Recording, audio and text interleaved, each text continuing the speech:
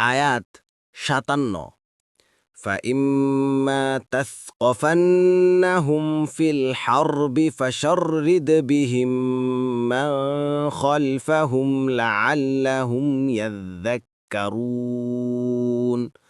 অতঃপর যুদ্ধে তাদেরকে যদি আপনি আপনার আয়ত্তে পান, তবে তাদের শাস্তিদানের মাধ্যমে তাদের পিছনে যারা আছে তাদেরকে ছত্রভঙ্গ করে দিন, যাতে তারা শিক্ষা লাভ করে। তাফসির ১ নং ফুটনোটের বিবরণ।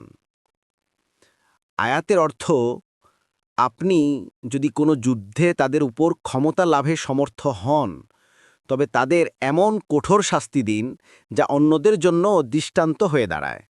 এর মর্ম হল এই যে তাদেরকে এমন শাস্তি যেন দেয়া হয় যা দেখে মক্কার মুশরিক ও অন্যান্য শত্রু সম্প্রদায়গুলো প্রভাবিত হবে এবং ভবিষ্যতে মুসলিমদের মোকাবেলা করার সাহস করবে না।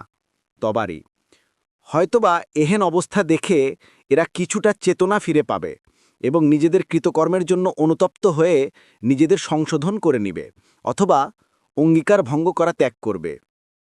তবারি